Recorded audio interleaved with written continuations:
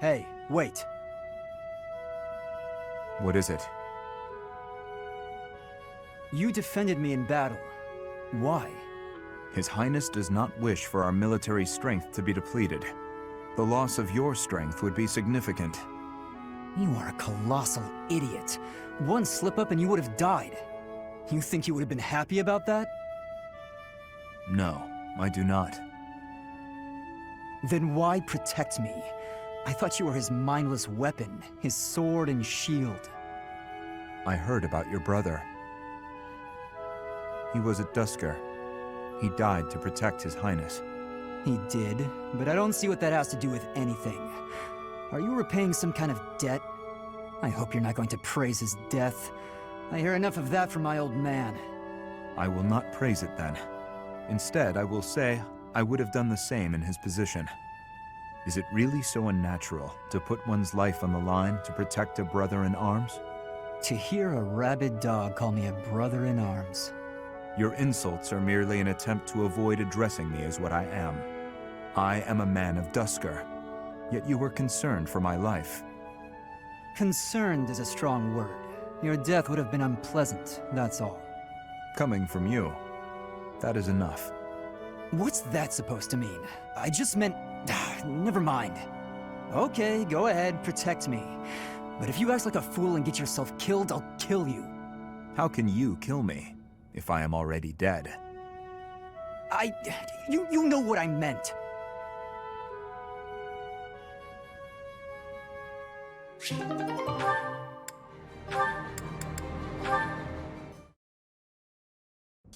You're quite late getting back. The scouting mission didn't go well. I was so busy I didn't even have time to eat. I thought that might be the case. Gilbert was exhausted too. Glad you made it. I saved some food for you. Oh, thanks. I'm starving. Your cooking's fantastic, as always. The spices were a nice touch. I could really taste the Dusker inspiration. You remembered that I wanted to try more Dusker cuisine, didn't you? Yes. How is it? Amazing. You're a much better chef than I am. Your cooking is not bad at all. Thanks. My father would be glad to hear it. Is he the one who taught you? Not exactly. I learned from watching him work the kitchen in his restaurant. And what about you? I think you said that you and your sister helped with the cooking at home. Yes.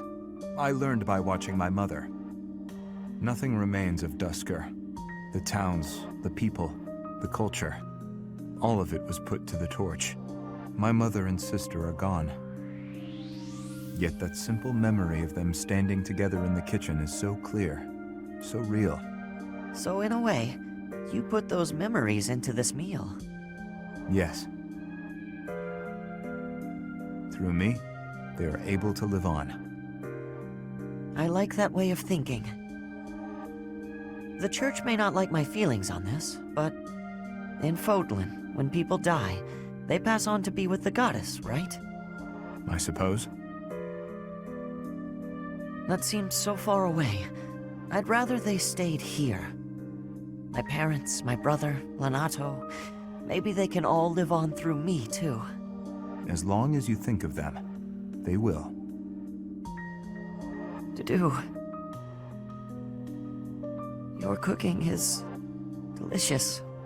It really is. Careful, or you will oversalt it.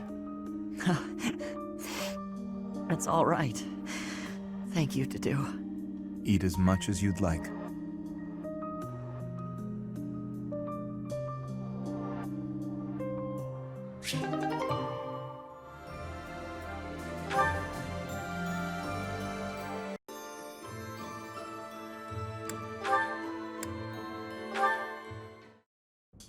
Your Highness, you still have scars on your back. It does you no good to languish in pain. I will procure some medicine. No, it is fine. Though they are still deep, these are from 9 years ago. They do not hurt any longer. Besides, it would be a shame if the scars I got from protecting you were to fade. I bear these scars proudly. It makes me think that it was worthwhile that someone like me survived. To hear you say such things. Dedue, you say that I saved you. But do you know that you also saved me that day? If I had been unable to save anyone, I would have been the sole survivor. I would have had no reason to keep living. But I saved someone. Saved you. That and that alone has always been my crutch. When I stood before those soldiers and their swords that day, I was prepared to die. But then, you suddenly appeared, and you shielded me. I knew then that a savior's hand could reach into even the deepest darkness. I still have not been able to repay that debt. Have you not heard a word I've said? You have saved me in countless ways. 5 years ago, I did nothing but await my execution within my jail cell. Was it not you that saved me? That was nothing more than my duty as your vassal. Listen, Dedue, perhaps you consider me to be someone special, but I think the same of you. You are irreplaceable, cherished. So stop saying that we cannot be friends. Stop saying such awful things. Please, do not look at me that way. You promised me you would build a kingdom that is proud to boast of Duscar blood. In this kingdom, where there is no distinction between the people of Duscar and the people of Fodlan, will I finally, without reservation, be able to call you my friend? Will I, Dimitri? Dedue. Yes, you will call me your friend again and again, no matter how many hardships I must endure. I will do all I can to bring about that world as well. To be your friend is what I have always wanted. Is that so? I am glad to hear it. But until that time, we must allow no harm to befall you. So please call upon me when you walk alone at night. And even when you go out in the day, please tell me where you are going and whom you are meeting. In the end, I suppose there is no fixing your overprotectiveness, is there? I suppose I can live with that.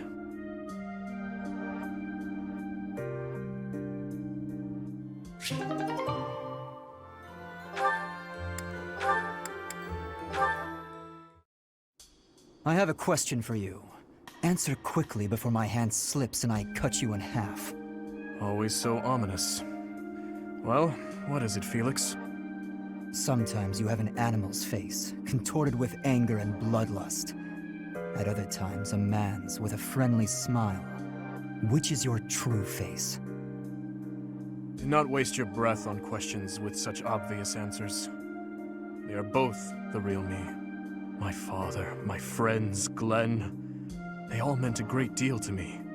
And they were all brutally slaughtered. I alone survived. If I do not shoulder the anguish and regret they must have felt, who will? So that's how you justify your atrocities. What do you mean? I will fulfill my duty to the late king. My old man used to say that over and over like a mantra. How nauseating. No one seems to understand. The dead won't acknowledge your loyalty. They don't care. What a load of bunk it is, pretending to serve a corpse. You're serving your own ego. You are wrong. No, I'm not. The dead are dead. The living are living. You have to respect that boundary. If you keep stringing gravestones around your neck, you'll snap. Even still, I cannot forget them, nor can I let them go. Then keep those thoughts to yourself. If you're too weak to do that, abandon your throne. Become a gravekeeper. Felix. I'm not immune to emotion, you know. Far from it. I haven't gone a day without questioning why my father and brother had to die, while I survived. I'll bear this pain until the day I die, but I refuse to wallow in it. I have more important things to do than blubber for my whole life.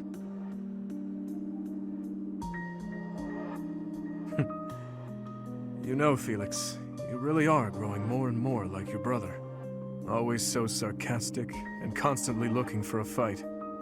But deep inside, more than anyone, you... What are you getting at? Oh, It's nothing.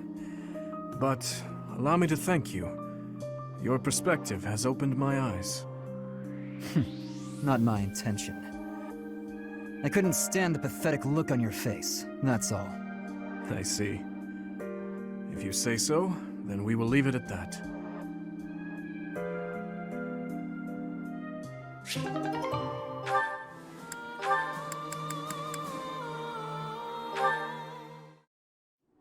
You've been spending a lot of time at the training ground, Mercedes.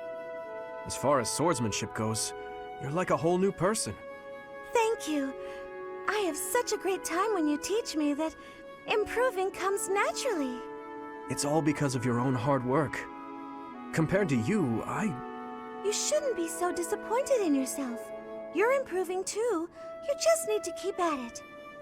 Well, I can hold a needle and thread without breaking anything now. That's something. That's a big step. When we started, you couldn't even hold a pair of scissors without twisting them apart. True. I'm sorry for being such a burden. You're no bother at all. I like sewing with you. It reminds me of when I was young and my mother taught me how to sew. My mother would sit with my brother and me, and we'd all sew together. Ah, I really miss it. Even though I was barely better than you when I started. Did your mother like to sew, Dimitri? My birth mother?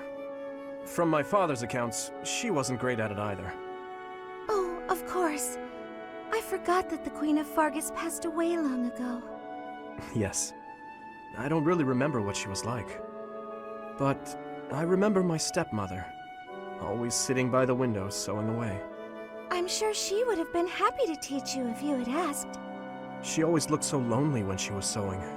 So unreachable. She was kind to me, yes, but when she was like that, it was hard to talk to her. I'm not certain she would have wished to teach me. I'm so sorry, Dimitri. I didn't mean to bring up such difficult memories. Don't worry about it. If I don't talk about those things sometimes, I'll risk forgetting them altogether. And that would truly be a shame. I see. But now I'm just going on and on about myself. Why don't you tell me more about you? More about me? Oh, goodness. I don't even know what to say. It's hard to think of something on the spot, isn't it? You could speak of your family, I suppose. You want to know more about my family? On that topic, I'm happy to oblige. In fact, I'm so glad you asked. It's important to think about your past and share it every now and then. This might take a while, but would you be willing to stay and listen? Of course. I will listen for as long as you wish.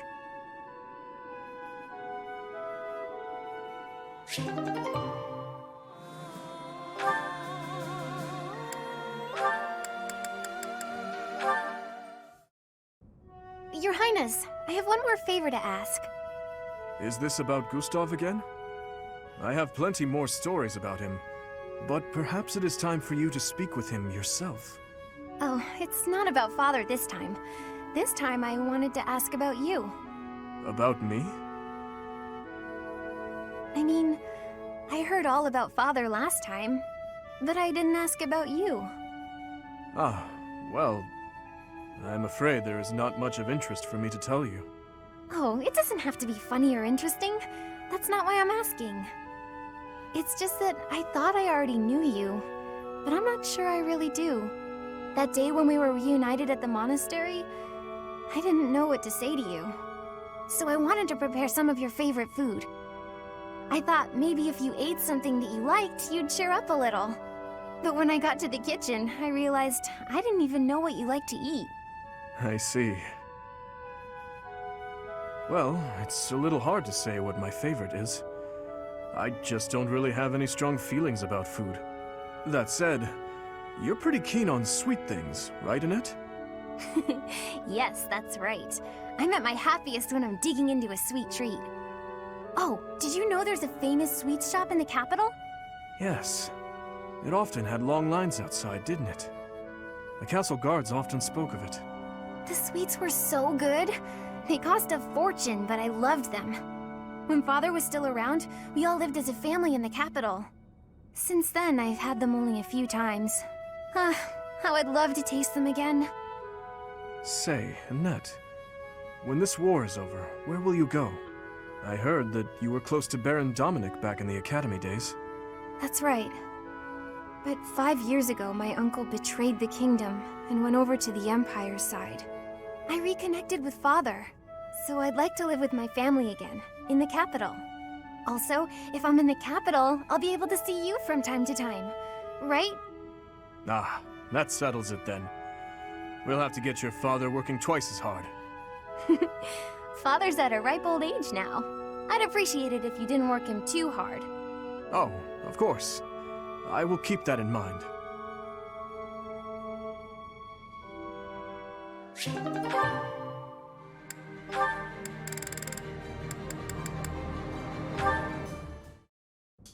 Your Highness, I've come to apologize. I mismanaged my feelings and got carried away. I've been thinking about what might have made you say the things you did. I was so caught up in the moment and in my own feelings that I didn't think of what yours might be. No, I should be the one to apologize. I did not intend to say such things. I lashed out like a child. You were right to rebuke me. I am disgusted by my own inability to express myself. Will you allow me to explain? Of course. At the tragedy of Dusker, I saw countless corpses.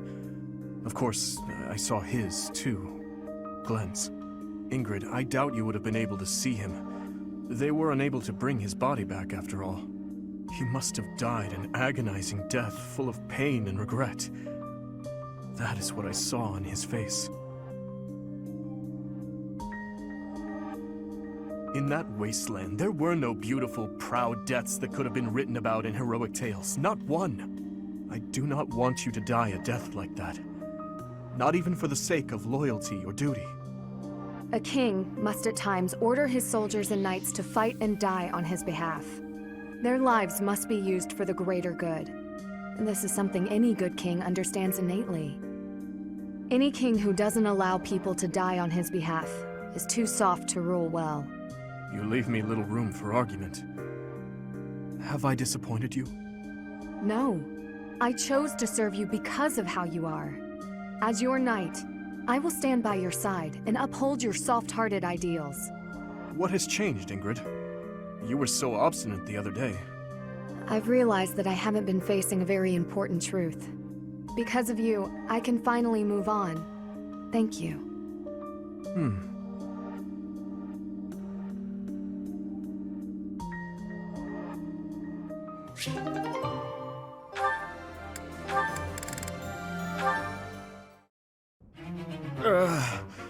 Dimitri. Raphael, what's the matter? You look awfully pale. I think I'm gonna die. What in the world happened? My whole body. It's stinging and aching. I've never felt anything like it. I feel weak all over. I don't have the energy to do anything. This has never happened to me before. Well, what are you waiting for? Get yourself to the infirmary. If you can't walk, I'll carry you there. This could be very serious. Thing is, I already tried going there. But I didn't see Manuela or the monks. Dimitri, listen. If anything happens to me, I need you to take care of my little sis. Steady yourself, Raphael.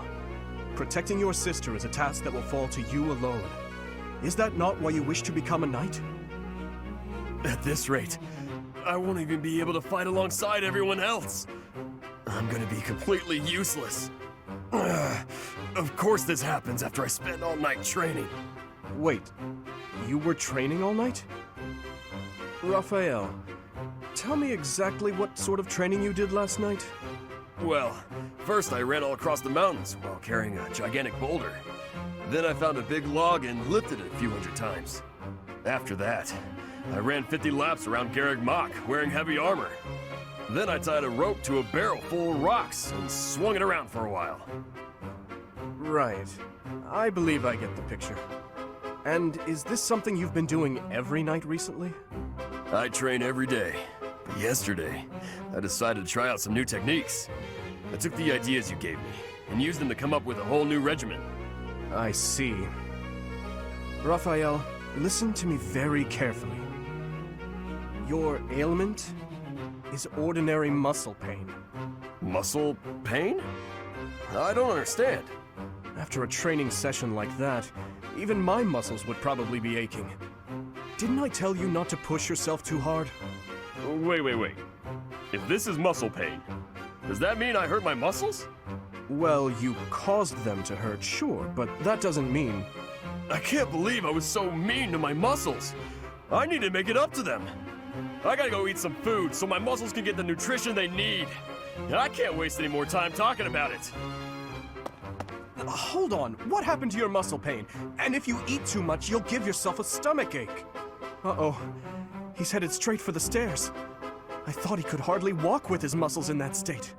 Ah! My muscles! Let this be a lesson to you, Raphael. There are times when even your muscles can betray you.